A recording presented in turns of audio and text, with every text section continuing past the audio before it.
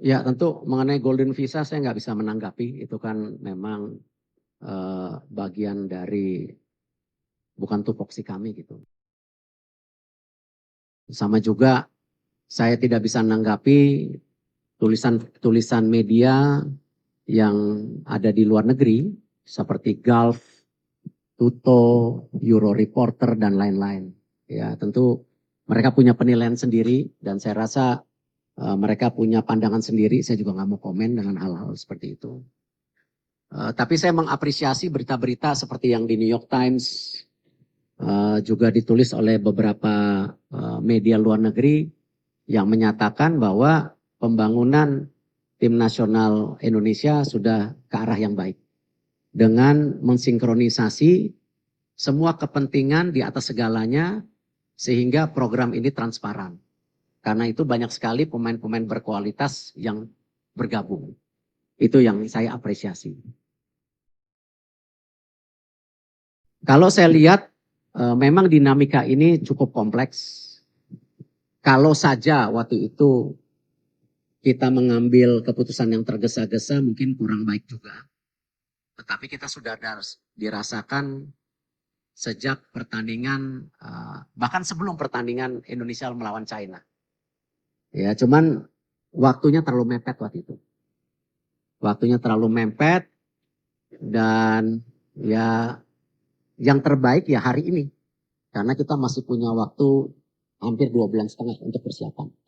Karena saya juga tidak mau ya mengambil sebuah keputusan yang membuat tentu keadaannya tidak baik. Nah, cuman dengan segala evaluasi perhitungan, waktu 2,5 bulan ini cukup. Ya, tidak tergesa-gesa hanya pada saat waktu dinamika yang terjadi Indonesia lawan China waktu itu. Pun pemain Indonesia menurut saya sama saja. Tapi kalau kita lihat sekarang dengan banyaknya di tim nasional yang bermain di luar negeri, tentu dinamika daripada masing-masing individu itu menjadi perhatian. Dan kalau kita lihat nanti salah satunya di tanggal 12 malam rencana ada pertemuan pemain-pemain tim nasional kita yang berkarir di Liga Indonesia untuk bertemu pelatih baru. Ya, kita nggak mau beda-bedain itu. Tetapi perlu dinamika yang terjadi di komunikasi ini harus lebih merata. Ya, jadi tidak ada pemain juga yang terjebak. Pemain ini baik, pemain ini kurang. Menurut saya itu bukan judgement yang baik. Ya, tetapi kita harus melihat tim ini sebagai sebuah komposisi yang satu. Sama. Di sepak bola itu yang paling berat ya memang intangible atau sesuatu yang tidak terukur. Salah satunya ya teamwork itu. Kekompakan antara pemain, pelatih, ya, PSSI dengan tim, PSSI dengan pelatih itu paling dinamika yang tentu menjadi tolak ukur yang tidak mudah diprediksi. Tetapi yang tadi saya sampaikan, kalau kita coba sebaik-baiknya, paling tidak titik-titik ini kita bisa kurangi gitu. Ya salah satunya komunikasi yang saya sampaikan tadi, ataupun bagaimana tactical issue yang seperti ditulis oleh beberapa media Eropa, tetapi itu tidak menjadi judgement, ya, tetapi itu menjadi bagian evaluasi. Ya semua kontrak kita harus hormati, karena kalau kita ingin menjadi federasi yang kredibel, ya kita harus menjaga kesepakatan yang sebelumnya. Sama ketika kita memperbaiki Liga Indonesia, ya salah satunya kita menekankan kepada klub-klub. Ya kita nggak mau lagi ada isu mengenai pemain yang tidak dibayar, pelatih yang tidak dibayar. Karena itu salah satu yang kita dorong klub, standarisasi klub yang ada di Liga, klub licensing itu kita akan terapkan di tahun depan.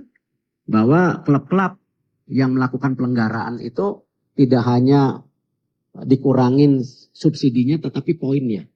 Nah kalau kita melakukan itu di Liga, tetapi PSSI sendiri tidak respect dengan apa yang dikomit, ya saya rasa bukan menjadi contoh yang baik. Kita harus menghormati segala perkataan dan kontrak-kontrak tersebut. Jadi kita tidak akan, dan Pak Marji, Coach Sintayong tanda tangan surat terimanya.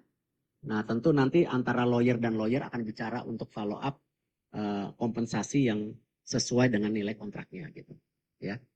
Tapi poinnya kita harus respect dengan apa yang kita sepakatin. Ya, tidak boleh kita sebagai bangsa yang tidak menjaga kehormatan kita, apalagi federasi kita sedang dalam posisi tinggi-tingginya sekarang di mata internasional. Jadi kita harus jaga itu. Terima kasih Pak Ketum. Saya perlu sampaikan berkaitan dengan pertemuan saya dengan Coach Shin.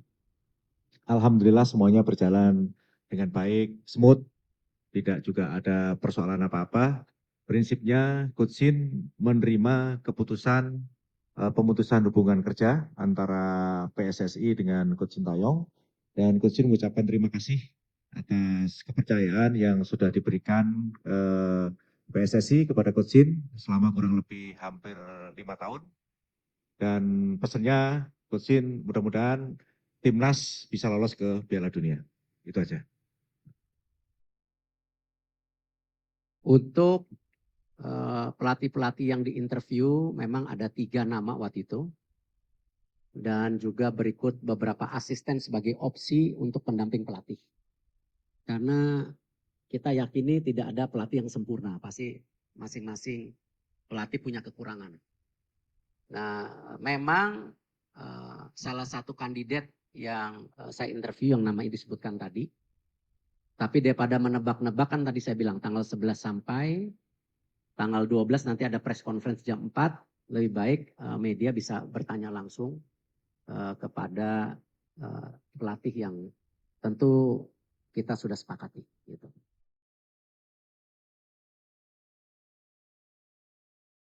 Saya rasa hal yang biasa, memang untuk posisi kualifikasi Piala Dunia ini juga banyak negara-negara mengganti pelatihnya.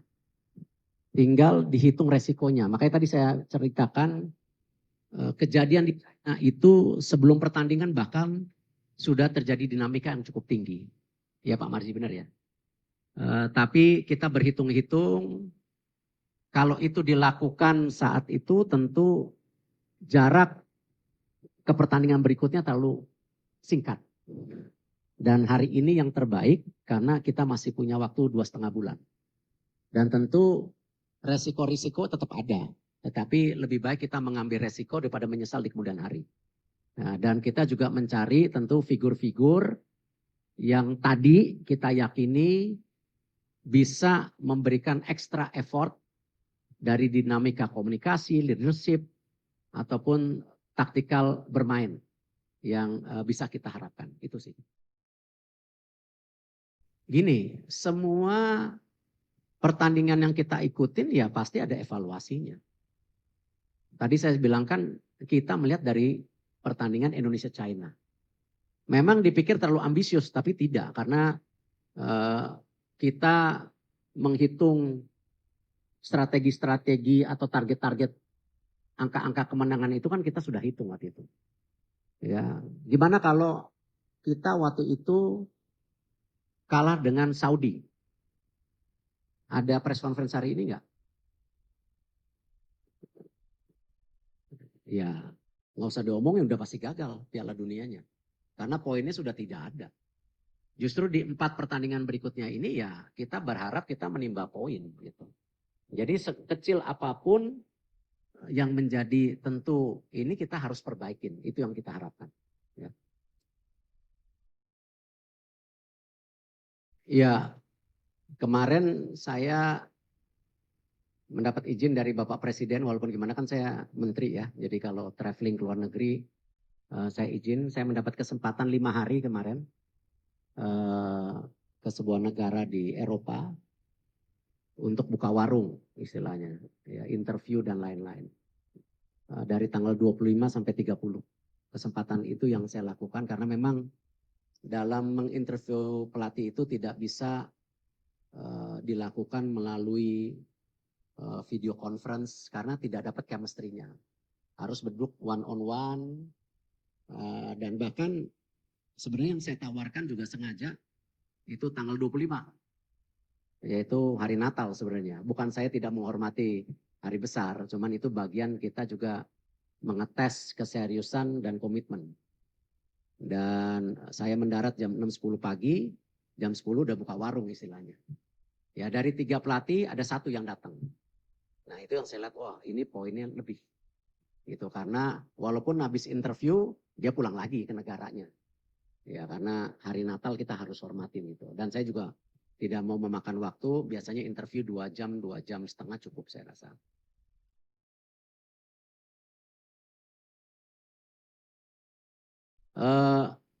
Kalau saya bicara detail mengenai dinamika ya saya rasa itu bukan hal yang perlu saya ceritakan detail. Takutnya nanti tadi hubungannya baik-baik kok. Ya saya respect Coach Sintayong, hubungannya baik gitu.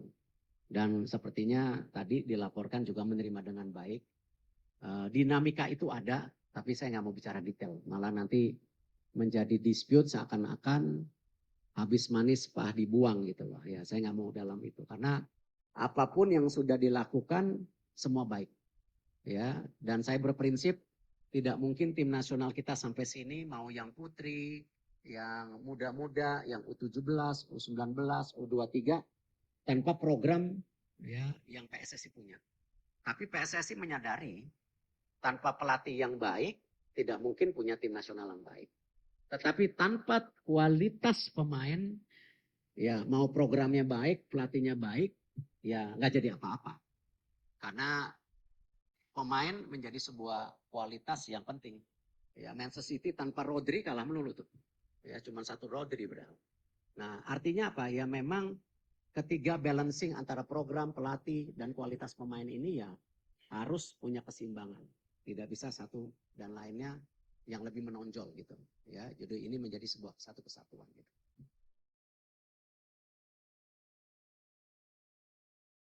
Coach Indra, Coach Nova juga ditargetkan Garuda mendunia.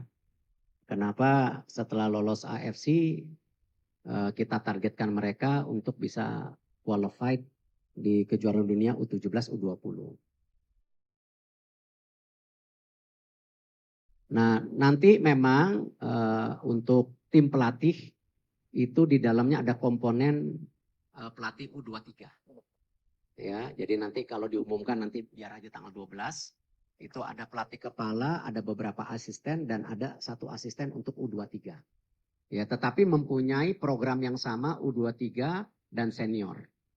Nah, memang kuncinya ketika kita ingin punya filosofi sepak bola seperti Jepang ataupun beberapa negara lain ya kita perlu waktu. Itulah kenapa diperlukan technical director nanti. Cuman ya memang tidak mudah juga mencari technical director karena memang ya ini perlu pendalaman daripada detail daripada persepakan bola Indonesia. Cuman yang menarik yang salah satunya saya titipkan bahwa selain target ya saya juga titipkan bahwa filosofi sepak bola ini mesti dibangun dari senior dan U23 dan itu disanggupi tentu dengan waktu-waktu juga perlu support dari banyak pihak tentunya. Para pelatih yang saya interview sudah mengerti targetnya dan beberapa juga yang punya nama di dunia sepak bola tidak mungkin bergabung ke sebuah negara hanya sekedar mencari kerjaan. Ya, tetapi mereka pasti mempunyai target personal ya di mana tentu ingin menjadi bagian sejarah legacy yang kita miliki gitu. Yaitu lolos ke Piala Dunia.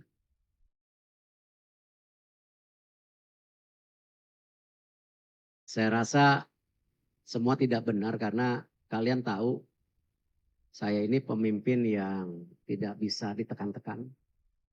Bagaimana PSSI bersama Liga melakukan perbaikan match fixing, itu tekanannya jauh lebih berat gitu. Ya. Tetapi kalau kita lihat Liga 1 sekarang bisa berjalan dengan baik. Saya belum dengar yang alarm bunyi masih di Liga 2. Ya.